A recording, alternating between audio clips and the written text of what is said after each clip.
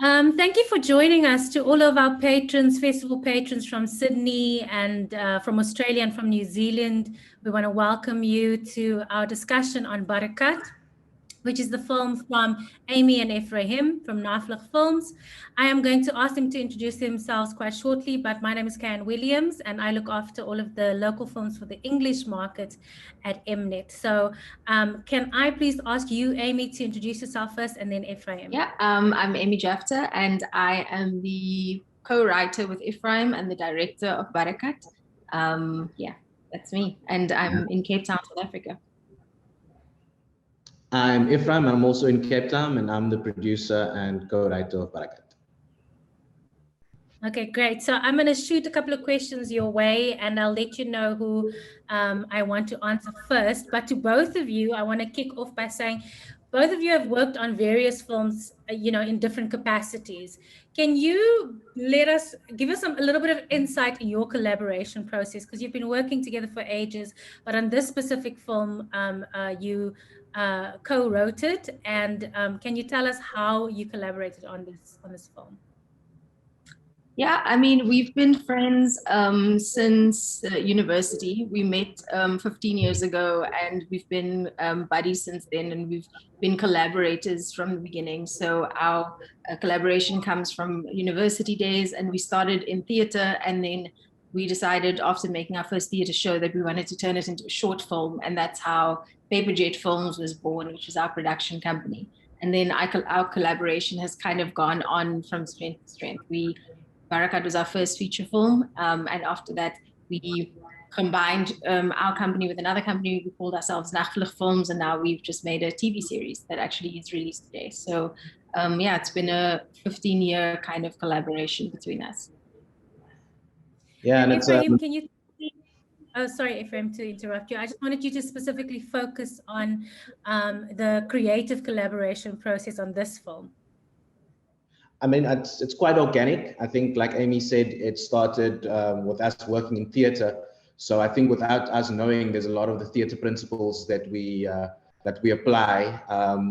We try to always, reflect things as authentically as we see them, and we try to bring both our lived experiences to a project, and then it's weaved together, and that's how Barakat was born, really. And I think that's partly how a lot of our next project that's releasing today in South Africa was born. Yeah. So Amy, tell me, why this concept? Why these characters? Why did you think it was important to tell this story? I think it was about us wanting to see our lived experiences reflected in, like Ephraim said, an authentic way. We had not seen a story that focused on the Cape Muslim community. We had not seen a story that drew from our family backgrounds as colored people in South Africa. And we wanted to tell a story that had heart and warmth and love and positivity, and was a different kind of mirror for a Black South Africa. We had not seen that kind of film before. We hadn't seen a film that portrayed us as multidimensional human beings, not just always struggling or always, living in dire straits, but people who love their families and who live in their communities and are middle class. And that's kind of what we wanted to do. So Ephraim, when you guys came up with the concept for this film, were there any influences that you drew on? Were there any kind of inspirations that you drew from? Or do you feel that it completely originated with you? Or as Amy was saying, you wanted to see yourself in a certain context. Was there anything that influenced that narrative? Yeah, I mean, I think it was a move away from what we have seen up until that stage. What we have seen up until that stage was a narrative that suggested that this world was quite violent and that it's rife and it exists only in poverty. So that was the beginning point. So we wanted to do something that was the opposite pole. We also wanted to do something that was feel good, like Amy said. And the best feel good moments when it comes to family are normally family gatherings. And that's how we came to the idea of a Laparang movie or Eid movie, because we all grew up watching Christmas movies, and we thought that a celebration movie for the Muslim community that is, I think, an underserved community on screen would do well, and so we went with that. So I mean, in the construct of the story, there are a couple of brothers, right? And what I found quite interesting about these guys was that they obviously have very different characters. That obviously makes them clash and conflict and all of that. But why specifically like men? Why did you explore the relationships between brothers and men? And what do you feel, was your take on masculinity in doing so? To Ephraim. I mean, for me, I think to Iffy, you can answer it first. Oh, well, I think it's partly also lived experience. I come from a family of brothers. I think Amy can answer her own question when it comes to that particular experience and brothers. But it's interesting how males interact in communities where people move into the middle class. And we wanted to see how males are when the only thing you have to do to survive is not to use your masculinity or to use violence in that sense. So we wanted to see how males operate on that level, but also to see how males can show vulnerability. This scene, this film at the end of the day is a family film where people have to come to terms with a loss. I think Amy crafted it beautifully in that way. It's having to come to terms with the loss, and in coming to terms with that loss, we wanted to explore how men journey through that process. Yeah, so I mean, Amy, just an extension of this question to you is, as a female director, you were directing essentially sort of 3 male arcs within the story. Do you think, it's not something that we often question, when there's a male director directing whatever kind of film, but I specifically am asking you this as a female director. Do you feel like your process changed? Was there anything that you did differently, because of the sort of male POV of 3 of your characters? Yeah, not really, I guess. It kind of became, it was just happened to be a story about brothers. We didn't kind of actively decide on that.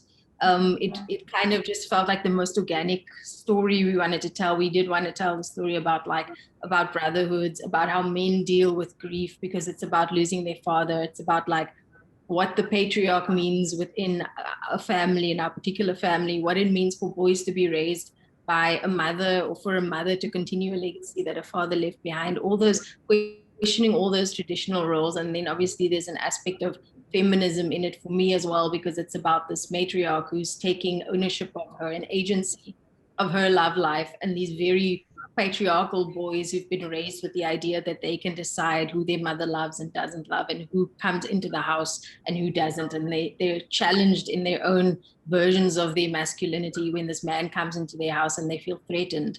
So I think maybe the perspective I brought to it as a female director, as a woman director, is that I did approach it with a sense of feminism, but not in a hard way. I think challenging the actors about the preconceived notions, things they might have taken for granted.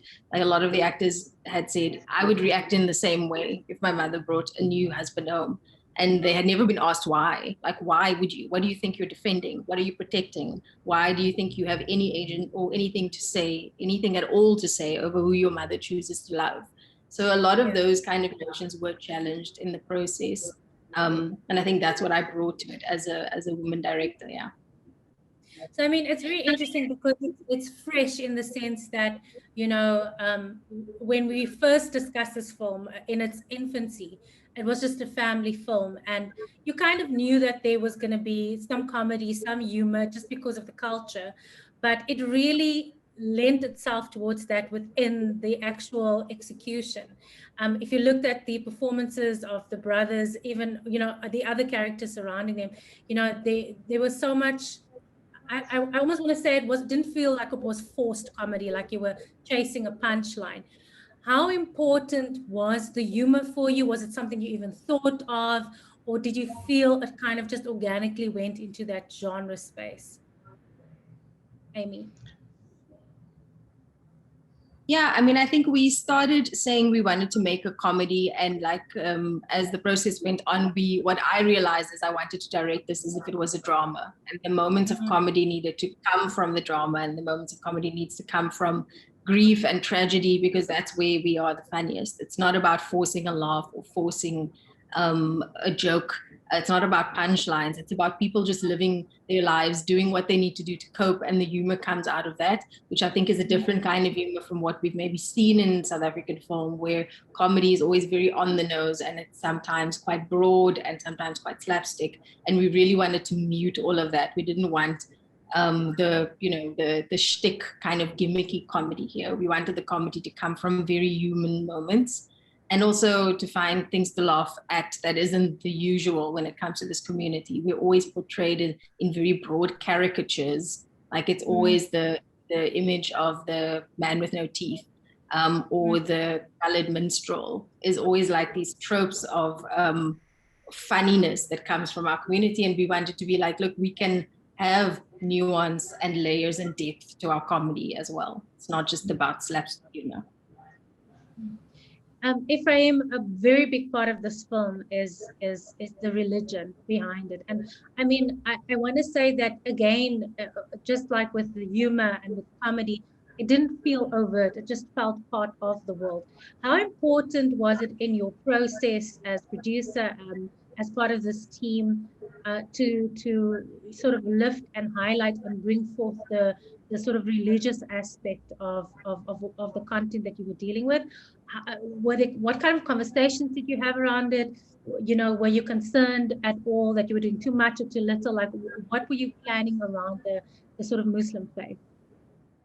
Well, I think it was important for us to tell a story set in that particular community. It's always been an interesting community, and it's a community that I think both Amy and I are in and out of. You know, we have familial lines and lines of friendships that are within that community. So it's always felt close.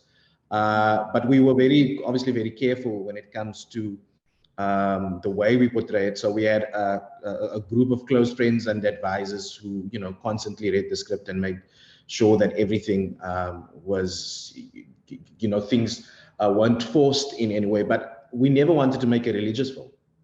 We wanted to make a film about people of color, and in Cape Town specifically brown people. And it so happened to be set in that world because that world is so rich in culture and that world is so rich in nuanced. You know, so that's what it was. It was never overtly supposed to be a Muslim film, and I don't think it is. It's a film about people who come from a particular world, and they so happen to be Muslim. But I think a Christian person can watch this film and see themselves in, because that's what it is. It's about humans first and foremost. And I mean, in terms of context, I think in specifically the Cape Town colored community, the Muslim and Christian community are quite mixed. You're living together, you're celebrating together, you're spending Christmas, you know, Easter, Lebaran, everything you kind of share in that space. And I've never felt kind of a divide that this isn't a space that I can go into because I'm particularly Christian. And I think that context, you know, needs to be known because it's quite unique to Cape Town and how we kind of conduct ourselves as a group, as a group of colored people. I also, what I really, really loved about the film is the scenes that took place in the mosque. Amy, can you chat a little bit about, because I know the imam who was there is not an actor, right? Or a lot of people that were there were not actors. What was your process within that space? Yeah, Farouk. I mean, sorry, from Gopher. Oh, sorry, Farouk Valley, the imam in the mosque. Yes, the imam in the mosque. He was the actor, but everyone else in the mosque was not. The process with that is we actually did a call for people from the community and from that mosque. Once we had secured the location, we spoke to the elders at that mosque who helped us to bring in the people who actually worship at that mosque. And we didn't have to really stage anything. We just told people to conduct for us how you would do a Friday Jum'ah, just like do everything from the prayers to the lecture to the entrances to the greetings. Just do it and we'll be filming you. And the idea with filming that scene was always to make it feel very documentary, and then turn the camera onto our characters. So we got so much beautiful footage and we couldn't put it all in there, but a lot of that was filmed documentary style, where our crew was kind of just ready to grab whatever, and the service was conducted in real time. The prayers were conducted in real time, the lecture was conducted in real time, and what we captured was everything we could get from that moment. We didn't do it more than once. And I really love that scene. I think we got what we needed to get out of it, and it was a really exciting way to shoot as well. I mean, growing up in sort of myself in sort of the Bishop Lavis, Elsie's River area, where there are mosques everywhere, and you would wake up hearing the singing, hearing the music. That I mean, I can't really call it music. It's a prayer, that goes out early in the morning. Can you speak a little bit about the soundtrack, sound design, music, Amy? Around the film and the choices, the conversations that were had around it. What kind of music and sound design did you want to emit with this film? Yeah, I mean, we started always with the sound of the adhan, which is the call to prayer, because it's such a pivotal part of this culture. It goes off 3 times a day, and it's especially during sort of the Ramadan period, that call to prayer is like the anchor for all of the sound. And that sound comes from like, it is a sung prayer, so there's like a kind of a harmony to it that instinctively if you've been in Cape Town or heard a call to prayer anywhere in the world. And then with Kyle Shepard, who was our incredible composer, we wanted to move away from any other kind of tropes of what a cultural colored or cultural Muslim sound would be. So we stayed away from stuff like the gumma drums and the guitars and the minstrel music. We really didn't want that sound. We wanted to elevate the film slightly, and so we went for an orchestral score that felt large and epic. And then the story is very small and intimate, but the score kind of makes it feel really big, because Kyle brought a lot of like orchestral sound and violins and piano and cello and those kind of big instruments that lends like a grandness to the film. And yeah, that's kind of what I wanted to do. I wanted to make this very small community feel very big. And I hope we achieved that. I think Kyle did. And Ephraim, I mean, throughout this conversation, it's very clear that you were as a team, you were quite intentional about your choices, and from a creative perspective. Were you that intentional as well with the crew that you appointed? Is there anyone, or specific role that you felt this person has to come from the community? Did you have those conversations, or was that not something that you really considered at the time? Yes, most definitely.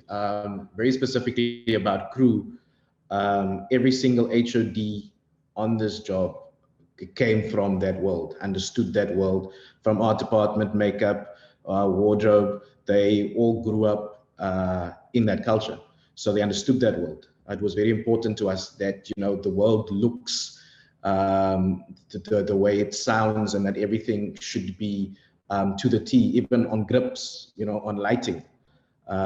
It was DOP. It was people who grew up in that particular world. I remember we had a choice for our hero location, the house. The one was Lansdowne and the other house was in Botha, Amy, right at the beginning.